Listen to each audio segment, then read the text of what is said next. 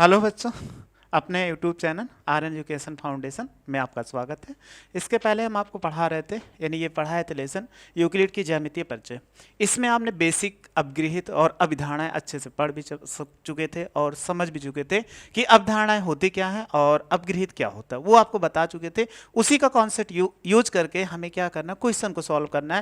यानी जो आगे क्वेश्चन मिलेगा उनको उसी की अवधारणाओं और अपगृहित के आधार पर क्वेश्चन को सॉल्व करना है। तो इसके पहले हमने एक क्वेश्चन आपको बता दिए थे 5.1 एक्सरसाइज का। आइए उसके आगे क्वेश्चन को सॉल्व करते हैं और समझते हैं।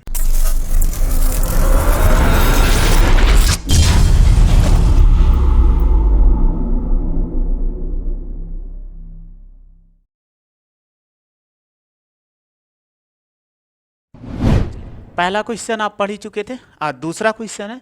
दूसरे क्वेश्चन को पढ़िए और समझिए, आसानी से इसका आंसर दीजिए क्योंकि वही कॉन्सेप्ट इसमें यूज होने वाला है। तो पढ़ते हैं। लिखा है निम्नलिखित पदों में से प्रत्येक की, क्या लिखा हुआ है कि निम्नलिखित पदों में से प्रत्येक की परिभाषा दीजिए। यानी जितने पद लिखे गए उसकी परिभाषा देना है। और क्या इनके लिए कुछ ऐसे पद हैं जिन्हें परिभाषित करने की आवश्यकता है, वे क्या, और आप इन्हें कैसे परिभाषित कर सकते हैं। जैसे हमने यहाँ पर क्वेश्चन भी लिखा है और डायरेक्ट आंसर भी लिख दिया हुआ है। वैसे हम लिखते तो बहुत टाइम लगता है, इसीलिए टाइम बचाने के लिए आपको आंसर लिखा, और आप जानते भी होंगे इनको, आप पिछले क्लास में पढ़ के भी आए हो, तो बस वही डिफिनेशन इसको लिखनी है। अब इसमें कह रहा है ये आपके क्या है, ये पद हैं, ये समांतर रेखाएं किसे कहते हैं। आपसे पूछा गया कि समांतर रेखाएं किसे कहते हैं, तो देखो इसको पढ़ते हैं और समझते हैं। उत्तर इसका लिखे हैं, समांतर रेखाएं वे रेखाएं होती है जिनमें कोई बिंदु उभयनिष्ठ नहीं होता है। यानी समांतर रेखाएं वे रेखाएं होती है जिसमें कह रहा कोई उभयनिष्ठ बिंदु नहीं होते हैं। अब एक एग्जांपल, यानी हम रेखा खींच के आपको दिखा देते हैं कि अगर कोई समांतर रेखा है तो आप देखे भी हो और जानते भी हो। दो रेखा है, एक रेखा ऐसे खींच दिया और एक रेखा ऐसे खींच दिया। इस रेखा को अगर ए बी बोल दे, ये पॉइंट ए बी हो जाए और ये क्या हो जाए, सी डी हो जाए। तो यही कहा गया समांतर रेखाएं वे रेखाएं होती है जिनमें कोई उभयनिष्ठ बिंदु नहीं होता। यानी उभयनिष्ठ बिंदु नहीं होता। ए और बी है, इनमें दोनों में कोई कॉमन मिलेगा, एक रेखा ऊपर चली गई, एक रेखा नीचे चली गई, इसमें कोई उभयनिष्ठ बिंदु नहीं होते हैं। अर्थात वे कभी एक दूसरे को नहीं काटती हैं और उनके बीच की दूरी सदैव क्या होती है, समान होती है। तो ये लिखा है उनके बीच की दूरी क्या होती है, समान होती है। मतलब ये रेखाएं, इनके बीच की दूरी क्या होगी, ये सदैव समान होगी। यही आप पीछे भी पढ़ गए हैं। यानी दो रेखाएं होती है, उनके बीच की दूरी सदैव समान होती है, एक दूसरे को कभी नहीं काटते हैं। तो वही चीज इसमें लिखा गया, तो वही हमें परिभाषा लिखना था। तो ऐसे लिख के और परिभाषा हम इसका आंसर दे सकते हैं। तो आपको ये समझ में आ गया समांतर रेखाएं क्या होती हैं। चलिए दूसरा देखते हैं, लंब रेखाएं। अब लंब रेखाएं क्या होती है, अगर लंब रेखाएं आपको मिल जाए, इसको थोड़ा सा छोटा कर ले ताकि हमें स्पेस मिल जाए बनाने के लिए। लंब रेखाएं हैं, तो लंब रेखाएं कह रहा है, लंब रेखाएं वे रेखाएं होती हैं जो एक दूसरे को इस प्रकार काटती हैं कि उनके बीच का कोण 90 अंश का हो। यानी दो रेखाएं ऐसी हो कि एक दूसरे को काटे, उनके बीच का कोण कितने डिग्री, 90 डिग्री होना। चलिए एग्जाम्पल से देखते हैं। एक रेखा ऐसे चली आई और दूसरी रेखा कैसे चली गई। इस पे अगर दूसरी रेखा देखें ऐसे चली गई, तो आप देखो 90 अंश का जानते हैं कि अगर दीवार के कोने को ले लिया जाए तो वो क्या करते हैं, एक दूसरे से 90 अंश का। सेम वही चीज यहाँ पे है, इनके बीच का कोण कितना होगा, 90 डिग्री होगा। सही है। या हम इनको किसी भी तरीके से बनाए, उससे कोई मतलब, ऐसे बना दिया और ऐसे रेखा खींच दिया और दूसरी रेखा कैसे खींच दिया, ऐसे खींच दिया, तब भी आप देखोगे इनके बीच का कोण कितना, 90 डिग्री। और ऐसे एक रेखा हमने फिर खींच दिया, एक रेखा ऐसे खींच दिया और दूसरी रेखा ऐसे ले जाके खींच दिया, तब भी आप देखोगे इनके बीच का कोण कितने डिग्री होता है, 90 डिग्री होता है। यही इसमें कह रहा है कि अगर दो रेखाएं हो एक दूसरे को, दो रेखाएं लंब रेखाएं वे रेखाएं हो जो एक दूसरे को इस प्रकार काटती है कि उनके बीच का कोण सदैव कितना होना चाहिए, 90 डिग्री। तो इनके बीच का कोण कितना होगा, ये भी 90 डिग्री और ये भी 90 डिग्री। आप ऐसे फिगर बना के इसका एग्जाम्पल दे सकते, थ्योरी लिखे, फिगर हम बना दे रहे हैं। अब आपको ये समझ में आ चुका हूं। चलिए अगला टॉपिक देखते हैं कि अगला पद कौन सा है, रेखाखंड। अब रेखाखंड कह रहा है कि रेखाखंड क्या होते हैं, कि इनकी परिभाषा पढ़ लो और समझ लो। रेखाखंड वह है, रेखा है जिनके दोनों सिरों पर अंत बिंदु होते हैं। मतलब एक रेखा हमने ऐसे खींचा, अब एक रेखा खींचा तो इस रेखा के अंत बिंदु है कि नहीं, ए हो जाएगा और बी हो जाएगा। तो ये इसके क्या अंत बिंदु, यानी अंतिम इसके प्रारंभ, तो इसके क्या होते हैं अंत बिंदु होते हैं। तो अंत बिंदु होने का मतलब इसके रेखा यहां से ये अंत हो गए और ये हो जाएगी रेखाखंड। अब इसको आगे आप नहीं बढ़ा सकते हो। तो वही चीज कह रहा है रेखाखंड वह है जिनके दोनों सिरों पर अंत बिंदु होते हैं। अगला ये हो गया। फिर वृत्त की त्रिज्या, तो इसको रफ कर देते हैं, आप फिगर बना लिए होंगे। वृत्त की त्रिज्या, वृत्त के केंद्र से वृत्त की परिधि तक खींचा गया रेखाखंड वृत्त की त्रिज्या कहलाता है। चलिए इसको हम फिगर बना के समझाते हैं वृत्त का। ये आप देख रहे हो, ये वृत्त है, ये वृत्त होगा, इसका कहीं ना कहीं सेंटर जरूर होगा। ये सेंटर हो गया, इसको हम मान लेते ओ, ये केंद्र हो गया। अब केंद्र से क्या खींचे, एक रेखा खींचिए। कहाँ तक खींचे, परिधि तक। परिधि का मतलब ये आपको दिख रहा है राउंडिंग, ये परिधि है। यहाँ से यहाँ तक हमने एक रेखा खींचा, तो यही इसकी क्या है, त्रिज्या है। इसको हम क्या बोलते हैं, त्रिज्या बोलते हैं। तो यही तो कह रहा है कि वृत्त के केंद्र तक परिधि तक, वृत्त के केंद्र से परिधि तक खींची गई रेखाखंड त्रिज्या कहलाती है। ए वृत्त के केंद्र से वृत्त की परिधि तक खींचा गया रेखाखंड वृत्त की त्रिज्या कहलाती है। तो यहाँ से ये इसका केंद्र हो गया, और केंद्र होने के बाद हमने इससे क्या कर दिया, इसकी त्रिज्या खींच दिया। तो आपको समझ में आ गया, ऐसे इसका फिगर बना के आंसर दे देंगे। चलिए वर्ग पढ़ते हैं, इसको रफ कर देते हैं। वर्ग, एक ऐसी आकृति जिनकी सभी भुजाएं समान हो और सभी कोण भी समकोण हो, वह वर्ग कहलाता है। यानी वर्ग एक ऐसी आकृति है जिसके क्या होते हैं कि जैसे हम एक फिगर बना के आपको दिखाते हैं।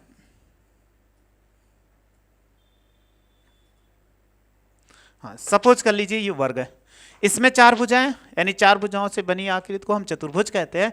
ऐसा चतुर्भुज या ऐसे आकृति कह रहा है जिसकी सभी भुजाएं समान हो। सभी भुजाएं समान होने का मतलब ये भुजा और ये भुजा और ये भुजा और ये भुजा आपस में क्या होगी, चारों भुजाएं बराबर है। और इसको मान लेते हैं ABCD क्या है, एक वर्ग है जिसमें सभी भुजाएं आपस में बराबर, तथा इससे कह रहा है कि प्रत्येक कोण समकोण हो। मतलब यहाँ पे कोण जो बनेगा वो 90 डिग्री, और कोण C जो होगा वो 90 डिग्री, और कोण D भी जो होगा वो 90 डिग्री, और कोण A भी जो होगा वो 90 डिग्री। तो प्रत्येक कोण कितना, 90 डिग्री हो जाए। यही इसमें कह रहा है एक ऐसी आकृति जिनकी सभी भुजाएं समान हो तथा सभी कोण 90 अंश के होते हैं। तो सभी कोण 90 अंश के हैं, तो यही क्या होता है, वर्ग होता है। तो इतनी परिभाषा आपको पूछा गया था, यानी पद दिए गए उसकी परिभाषा बताना था। तो ऐसे किसी की परिभाषा आप पीछे भी पढ़े थे, इस क्लास में भी पढ़ लिए, आसानी से आप लिख सकते हो। चलिए नेक्स्ट क्वेश्चन पे बढ़ते हैं आगे। अब हमें क्या करना है, क्वेश्चन दिया गया है, इसी क्वेश्चन को समझिए और इसके बाद जो हमें अपग्रेड और अभिधारणा बताए थे उसी के आधार पर इसको सॉल्व करते हैं। लिखा है नीचे दी हुई दो अभिधारणाएं, नीचे दी हुई दो अभिधारणाएं, अभिधारणाएं 1 अभिधारणाएं 2, कह रहा पर विचार कीजिए और विचार करो।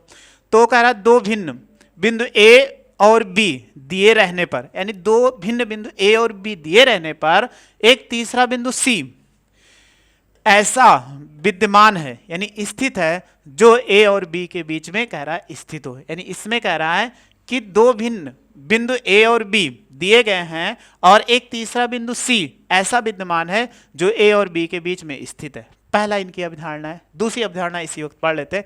यहां कम से कम, यानी इसी में कह रहा है कम से कम ऐसे तीन बिंदु विद्यमान हैं कि वे एक रेखा पर स्थित नहीं है। चलिए अब कह रहा है क्या इन अवधारणाओं में कोई अपरिभाषित शब्द है, यानी जो अवधारणा दी गई है उसमें कुछ अपरिभाषित है। क्या ये अवधारणाएं अविरोधी है, जो इन्होंने अवधारणाएं दिया अविरोधी है? क्या ये यूक्लिड की अवधारणाओं से प्राप्त होती हैं? स्पष्ट कीजिए, यानी इसका आंसर देना। तो हमें कहा गया A और B था, इनके कहीं तीसरा बिंदु C था, तो क्या चीज गलत था? आइए हम इसका आंसर लिखें, आसानी से समझ लेते हैं। पहले का उत्तर है, कह रहा है A और B के बीच में संपूर्ण रूप से परिभाषित नहीं है, यानी A और B जो दिया गया है इसको संपूर्ण रूप से परिभाषित नहीं किया गया है। ये अवधारणाएं अवरोधी है, अवरोधी है क्योंकि यूक्लिड की अवधारणाओं से प्राप्त नहीं हो सकती, यानी यूक्लिड की जो अवधारणाएं दी गई उससे इन अवधारणाओं को हम प्राप्त नहीं कर सकते, इसीलिए क्या अविरोधी है। अब अविरोधी क्या है? यूक्लिड की अवधारणाएं निम्नलिखित हैं। इन्होंने जो कहा था कि माना AB एक रेखा खंड है और A और B के बीच असंख्य बिंदु, और कह रहा है विद्यमान है, इनमें से किसी भी बिंदु C को चुनने पर ए और बी के बीच में स्थित होते हैं। चलिए इसको हम समझ लेते हैं थोड़ा सा डायग्राम बना के।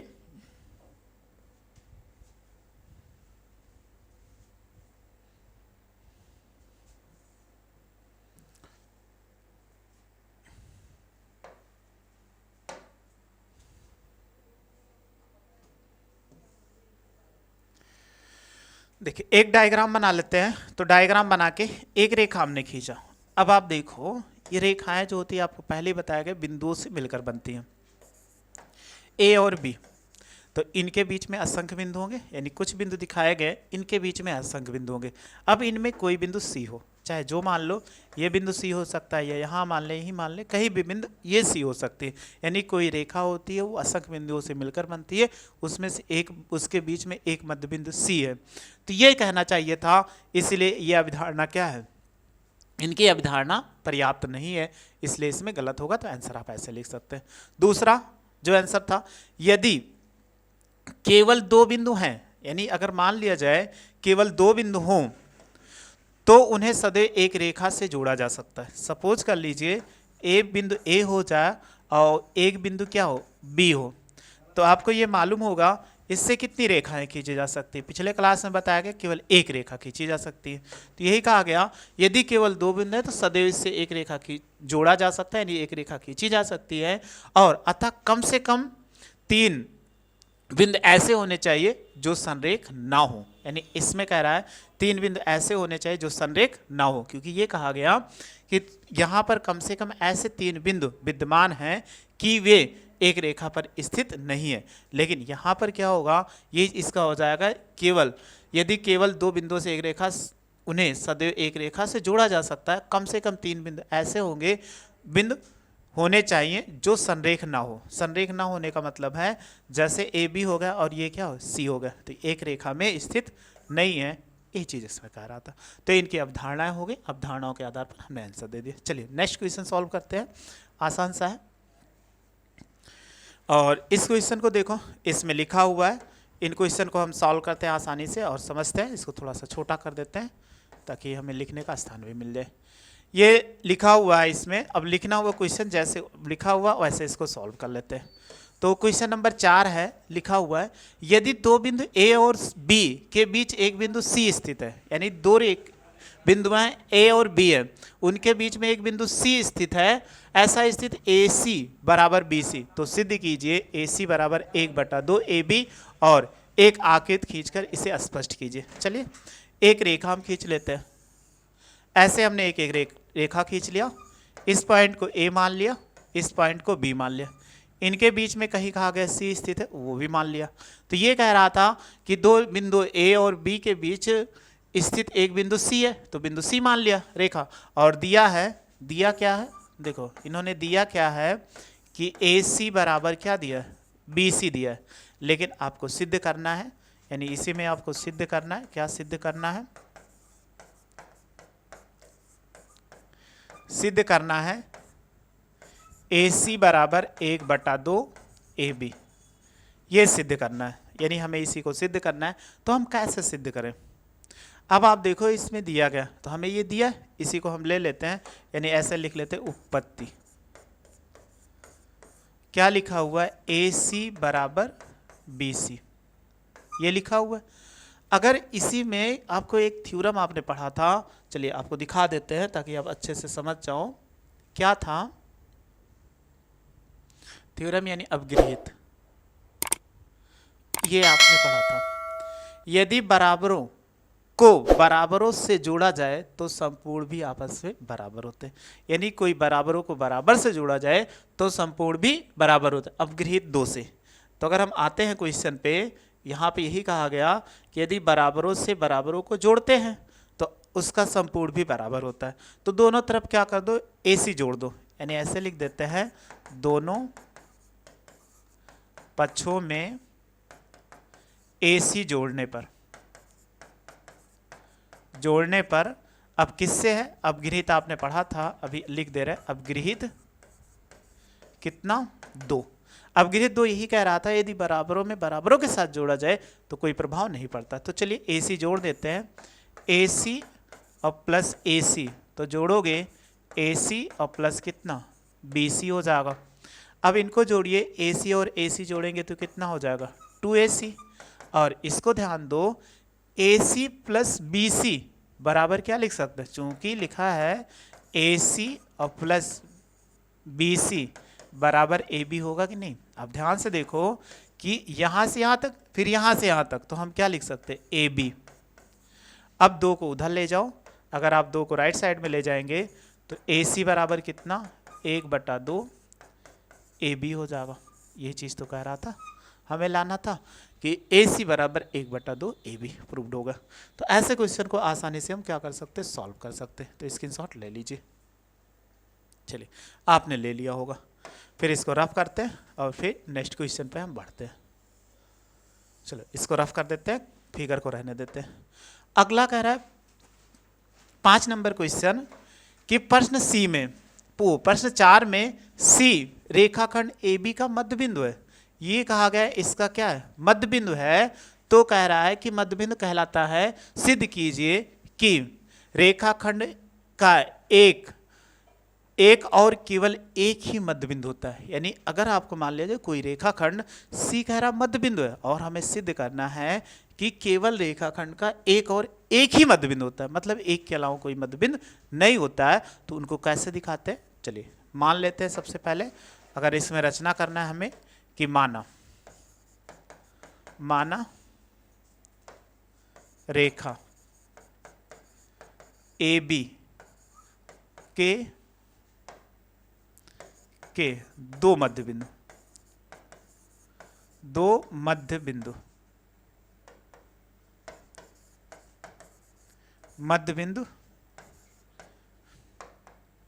C और D है।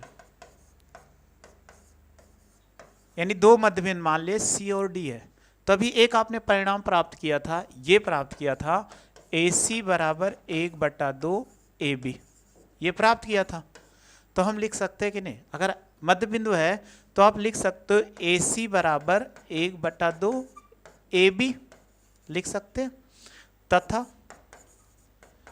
AD बराबर क्या लिख सकते हो 1/2 AB, यही तो होगा। अगर C भी मध्य बिंदु और D भी मध्य बिंदु हो तो D मध्य बिंदु होगा, कहीं भी होगा तो, लेकिन जब मध्य बिंदु होगा तो AC बराबर 1/2 AB और AD बराबर 1/2 AC। अब एक अपगृहित आपको बताए थे, उसको देखो ध्यान से, तभी आपको और अच्छे समझ में आ जाएंगे। कह रहा है अपगृहित 1, वे वस्तु में जो एक ही वस्तुओं के बराबर हुए वो एक दूसरे के बराबर होती है। यानी वे वस्तुएं जो कह रहा है एक ही वस्तु के बराबर है, एक दूसरे के बराबर होती है। तो अपगृहित 1 से अगर हम लिख सकते हैं इसमें कि देखो, एक सेकेंड, इसमें लिखा हुआ है, अगर आप देखोगे राइट साइड आपस में बराबर है, वही तो कह रहा है। वे वस्तुएं जो एक दूसरे के बराबर होती हैं, वे वस्तुएं जो एक वस्तु के बराबर होती है वो एक दूसरे के बराबर होती है। यानी अपगृहित 1 से हम क्या लिख सकते हैं,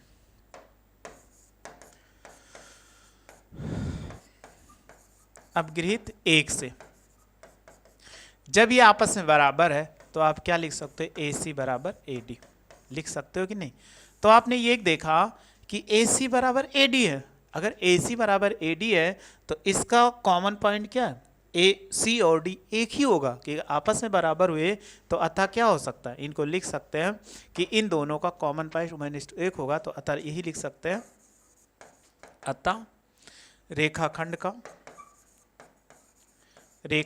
का केवल एक ही मध्य बिंदु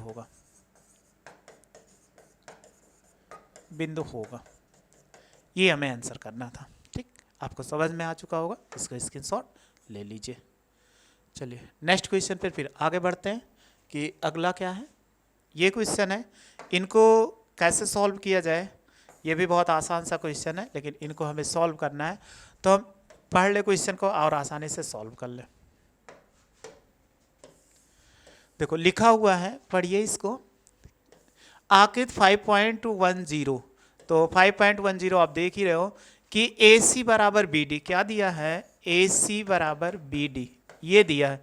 एक आकृति ऐसे दिख रही है आपको, यहां से ऐसे, एक आकृति दिख रही है जिसमें पॉइंट ए यहाँ पे है और बी यहाँ पे है और सी पॉइंट यहाँ पे है और डी यहाँ पे है, तो ए सी बराबर बी डी यदि है तो सिद्ध कीजिए। सिद्ध करना है हमें, क्या सिद्ध करना है?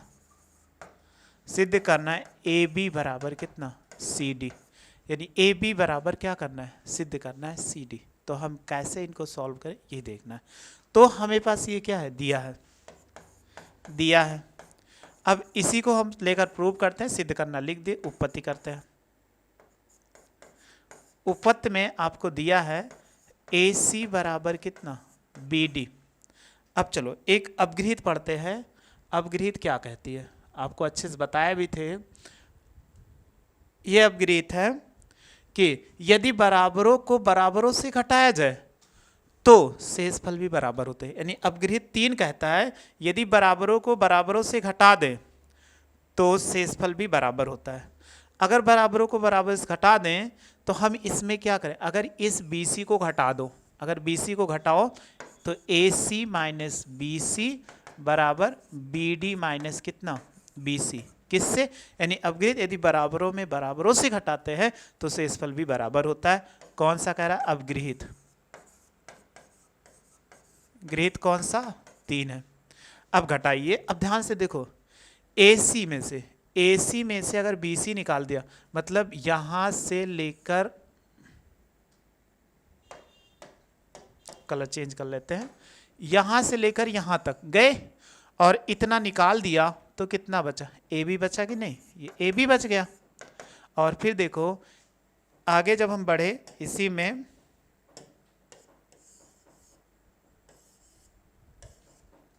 आगे जब इसमें बढ़े, ये B था और C था। फिर देखो BD ये था, यहां से यहां तक BD में से BC ये घटा दीजिए तो क्या बचा? CD बचा कि नहीं? यही तो लाना था, बस प्रूव्ड हो गया। ये चीज हमें करना था। तो आप अपगृहित लिख सकते हो 3। तो अपगृहित 3 क्या नहीं? बराबरों में बराबरों के साथ घटाया जाता है तो शेषफल भी बराबर होता है। तो बस इतना ही करना था, बहुत ज़्यादा बड़ा क्वेश्चन नहीं था। चलिए 6 नंबर हो गया। एक क्वेश्चन और है, उसको भी देख लेते हैं। ये क्वेश्चन कह रहा है यूक्लिड की अपगृहितों की सूची में दिया हुआ है अपगृहित 5 एक सर्वव्यापी सत्य है। यानी जो उनकी सूची दिया गया वो कह रहा है एक सर्वव्यापी सत्य है, यानी हमेशा के लिए वो सत्य है। जिसमें कह रहा है क्योंकि, और यानी क्यों माना गया है, ध्यान दीजिए कि यह प्रश्न 5वीं की अवधारणाओं से संबंधित नहीं है। यानी 5 दिया गया है, अब उत्तर भी लिख दिया, इसलिए बहुत ज्यादा टाइम ना वेस्ट हो। यूक्लिड की अपगृहित 5 क्या कहता है? यदि पूर्ण अपने भाग से सदैव बड़ा होता है, ये सत्य है। पूर्ण अपने भाग से सदैव बड़ा होगा, वो सत्य है। क्यों? क्योंकि यह सत्य है क्योंकि भाग, जो पूर्ण का भाग होता है, भाग का अंश है। परिभाषा कह रहा, परिभाषा में पूर्ण से अधिक नहीं हो सकता। जैसे हमने कहा कि आपने 10 रुपये ले लिया, एक सेकंड कलर चेंज कर ले। आपने सपोज कर लिया किसी से 10 रुपये ले लिया, उसको बांट दीजिए। अगर आप बांटिए 2 से, 2 पंचे 10, यानी एक भाग कितना? 5 हो गया। तो आप कहोगे 10 बड़ा किससे? 5 से। तो पूर्ण जो होता है वो क्या होता है? यहाँ पे पूर्ण है, अंश जो है, तो ये इसका क्या होता है? पूर्ण का जो होता है अंश एक भाग होता है। तो कभी तो आप बड़ा नहीं हो सकता कि बड़ा हो सकता है। सिंपल सा, अगर हम कोई भी वस्तु ले लें, आपका हाथ पैर कुछ भी है, आपके शरीर ये पूर्ण है, इसमें से हाथ निकाल दिया जाए तब भी कहोगे ये आपका हाथ बड़ा हो जाएगा? नहीं। हाथ से अगर हम निकाल दें तो ये इसका एक अंश है, तो वो अब हमेशा क्या हो सकता है? छोटा ही होगा मेरे पूरे शरीर से। तो वही चीज़ इसमें कहा गया कि पूर्ण जो होगा वो सदैव अंश से क्या होगा? यानी भाग से बड़ा होगा। तो ये हमेशा सत्य है, इसीलिए इसको सर्वव्यापी सत्य माना गया। तो बस हमारे पास इतने ही पहले एक्सरसाइज में क्वेश्चन थे, इसको हमने बता दिया। अच्छे से ये समझ में आ भी गया होगा, इसको अच्छे से पढ़ लीजिए। बस इसमें बताए थे थ्योरी मॉडल था, इससे ज़्यादा कुछ नहीं था। तो बस ऐसे पढ़ते रहे और मस्त रहे और समझते रहे। वीडियो अच्छी लगी हो तो लाइक करिए और मेरे चैनल को सब्सक्राइब करिए। वीडियो देखने थैंक यू सो मच।